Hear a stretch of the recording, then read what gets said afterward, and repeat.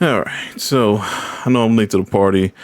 I was aware that the new Monster Hunter Wilds trailer dropped, revealing, you know, some cutscenes and what the new system mechanic will be for hunts and you know things we can pick away from what we'll be expecting in a new game come 2025, because that is when Monster Hunter Wilds is dropping.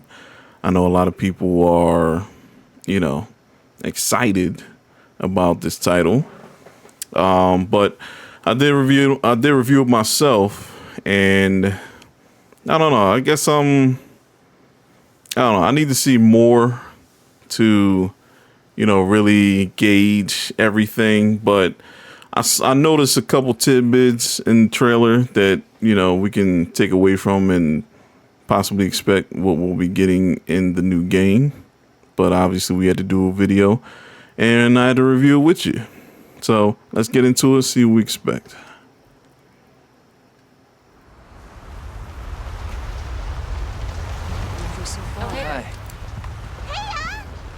So it's already like a Monster Hunter try type of environment with the sand ship. I hope we find them soon.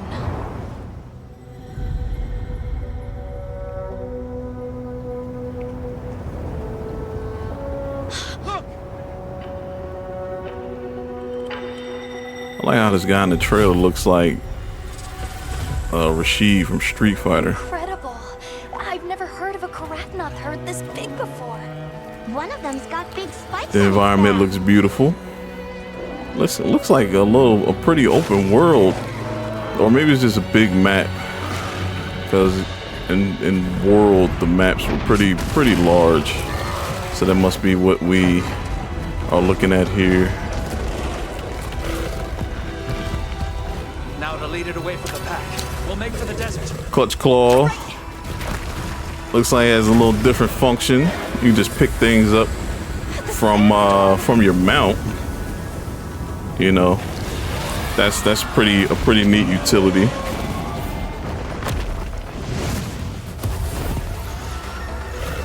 This guy like a bear? Definitely like a Gasarog from the Gasarog family, it appears.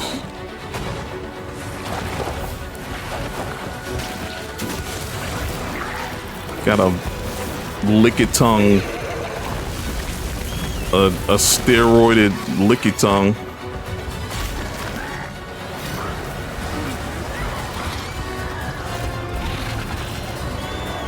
I don't think Pookie wants parts of that. We see you can carry two weapons with your mount. You can slide up two weapons and store one in your mount as you hunt. That must be the like a special. That must be like a special weapon skill. Yeah, I think that's like a special weapon skill.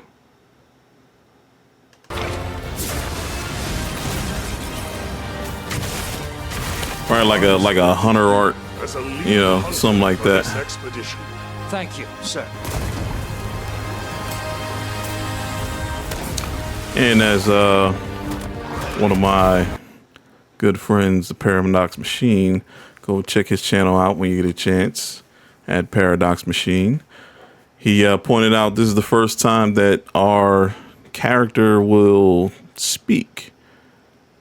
Now we're interpreting that that's our character, the guy's talking to, and maybe not just a special interest character, but our character has a voice now, so we'll have to see what kind of dialogue our character will have, if he'll because they do grunt and everything in the while you hunt and everything, you get hit, you dodge roll and everything like that.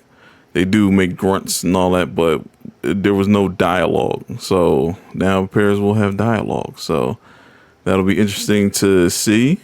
I know, you know, it's going to take away from the nostalgia a bit, but I guess Monster Hunter wants to be a little more modern with today's games. Now, this was interesting that I saw that the Great Sword, you could, I don't know if that was a parry or that was just like a blocked attack, but as soon as that happened, you go into this, you know, tug of war sort of thing right here. And I'm wondering if that's exclusive to the Great Sword, or are other weapons going to have this little tug of war type of thing? Like, instead of, you know, you do enough damage and the monster gets staggered and you clutch claw, is this the new like system to try to stagger the monster and get, you know, free damage? So this was pretty interesting that I saw. It's a pretty interesting mechanic right here.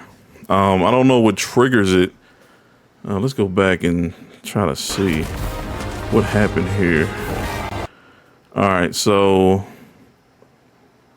the monster's loading up an attack. Didn't mean to do that. Let's see. Can I slow this down? Don't want to do that. Settings. Normal. Let's go half. All right, so yeah, it was like a blocked attack. It appears. Hold on. Try one more time. Let's slow it down even more. Okay.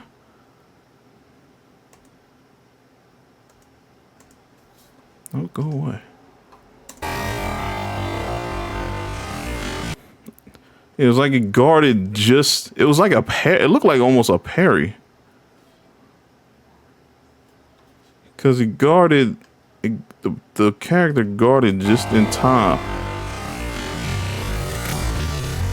And you see that spark animation. And then the monster goes into that, you know, try to gobble him up. And then the character, you know, pries his mouth open, keep his mouth propped open with the Great Sword. So I'm wondering if that's like a new mechanic, like a parry mechanic right there. And if you get a successful parry, you'll go into this tug of war animation. And if you win the tug of war, you get to get the free damage. You get the knockdown and free damage. Now I'm curious if that's what the goal is here with this particular animation. Now, they're only speculating. This is the first trailer, so we can only speculate, right? And again, I don't know if this is exclusive to the Great Sword or any weapons that have blocking ability. And, you know, other weapons have their own sort of, you know, 50-50s that they get into with monsters. I don't know.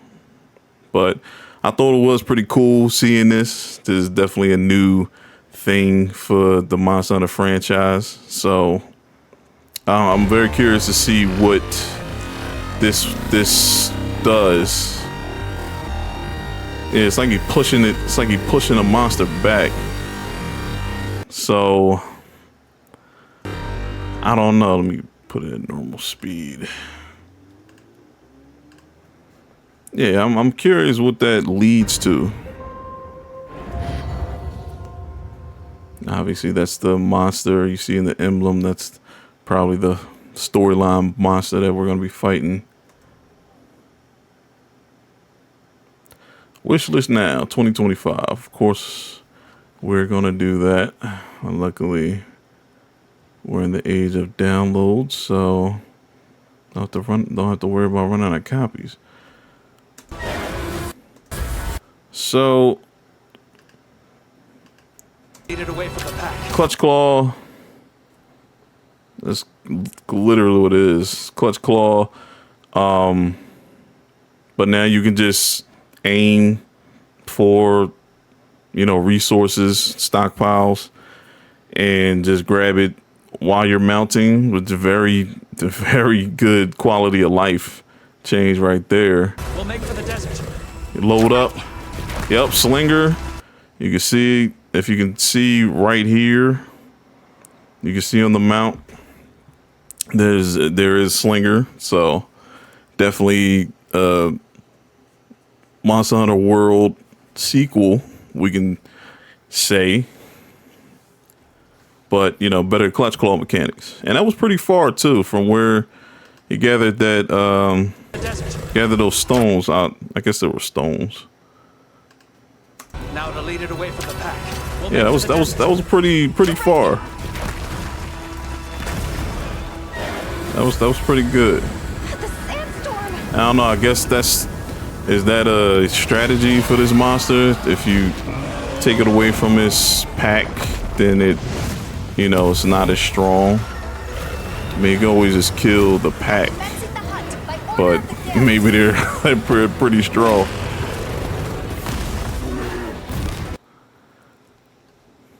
And I'm wondering if the lightning, I'm pretty sure that it's going to be a monster that benefits from fighting in the sandstorm from those lightning bolts. You see this monster's charged up from that lightning. Not sure what it does just yet, but I guess it's going to give you a resource when they struck by lightning, and you kill that monster, you carve it up, it'll probably give you a specific resource. But I'm sure it's a monster that benefits from being in the sandstorm, being struck by lightning, like a power up or something like that. I would think so. That would make too much sense that would be a thing.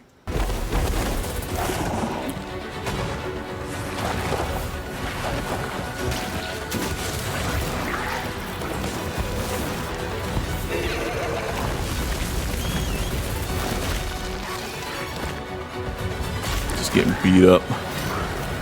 Wait, so you can call your mount to, while you're on the ground, it'll just pick you up.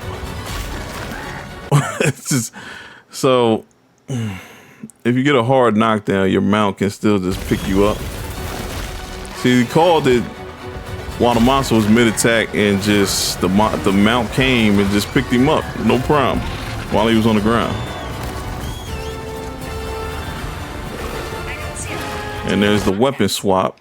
We saw that. We saw the weapon swap. But my question is, with that, is it only ranged and melee? Can you have two melee weapons that you can switch from? I would imagine that would be the case, right? They wouldn't just limit you to melee, one ranged. I would think. But is it more beneficial to have, well, the way my mind works would be, if you're gonna have another melee, if you're gonna have two melee, bring a hammer, because being able to stun enemies if you need to, that's a kind of a good utility to have if you're gonna have two melee weapons. Bring your favorite melee and have the hammer or charge blade with stun capabilities as your secondary. But it is nice that you can swap weapons. I'm not sure why you would need to, especially,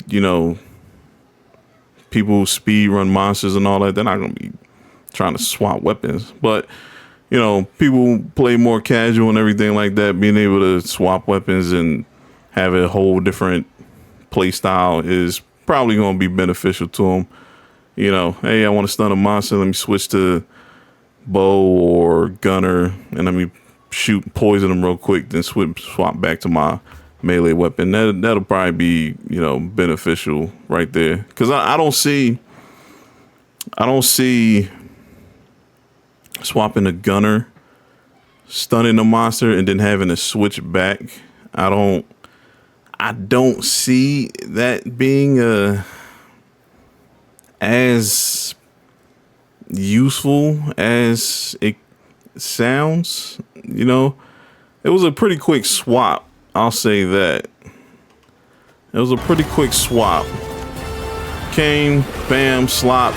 It was pretty quick. It was pretty swift. So, but it takes time to stun monsters, especially, you know, gunning. If, you know, you got, I'm guessing you're going to have 2 loadouts for these weapons. You'll probably have to have 2 weapon loadouts for your builds. If you're going to have melee and ranged, you'll have to have 2 loadouts. But how does that work if you're only wearing 1 set of armor? You know what I mean? Like you have range, you have a ranged loadout for your melee. You know what I mean? Like you're built for melee combat. Your whole build is built for melee, and then you switch to gun, and you have a melee loadout. So how does that factor in there is my question. Because you don't change armors, you just change the weapon. So where, like, are you gonna be very skill heavy like in Monster Hunter or Rise? Because you have a lot of skills loaded up in Monster Hunter Rise. So are you gonna have that freedom like you do in Rise to have so many skills? Or is it gonna be like in World where most of the armor skills are kind of limited until you basically get the Fatalist armor, and then, you know, you can have as many skills. You have the most skills in your build from the Fatalist armor because you have, you know, so many options now. Is it going to be like that, or are we going to have a lot of, you know, a lot of skills that we can put into our builds to compensate for having the ability to swap weapons? So that's a thing that I'm thinking of right now, but, you know, we'll see. Again, it's all speculation.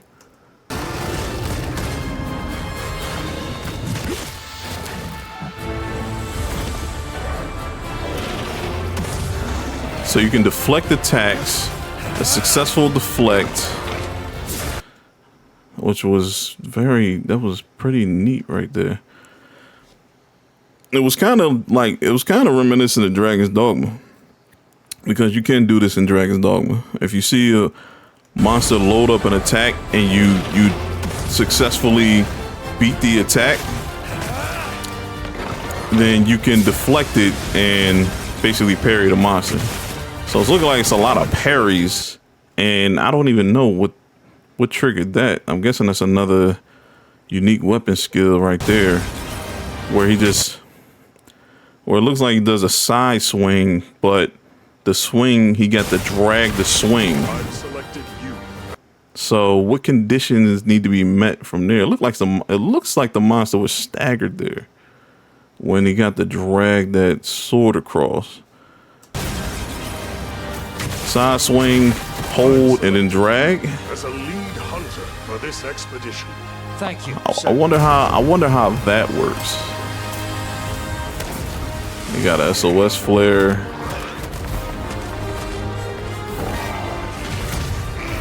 There's a parry. It's like a perfect guard kind of parry right there that we were discussing earlier. So unless they're just telling us now, like, hey, the great sword is even better. It's even better because it was kind of low key a great sword showcase. You know, it's like, hey, look what the great sword could do again.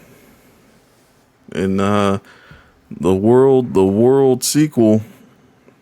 But I don't hear the impactful sound effects like World had. I don't like it was just scraping like a butter knife. I don't hear the oomph, the impact, you know what I mean, that everybody loved in World, that realism, that savagery, the savagery and the hits that, you got so much satisfaction in doing. But, that could be from the weapon he's using, the sharpness. Could be just from the sharpness. The weapon's not as sharp, and that's why the weapon sound effects aren't as impactful. Could be that as your sharpness progresses, you'll get more when you get cleaner hits from higher weapon sharpness. That's when you'll get those impactful sound effects again. But that's just my thoughts on that. I like the trailer. They didn't give us too much. They just kind of, throw a little appetizer out there, a little nugget to help us, pick at things and, see what we can uncover so far. We see we have 2 new monsters. That's always a good thing because everybody loves new monsters in these Monster Hunter games. Everybody loves seeing if any return monsters are coming from previous franchises. So, yeah, it's good they started off with 2 new monsters. Obviously, Rathalos we saw in the first trailer, the very first trailer.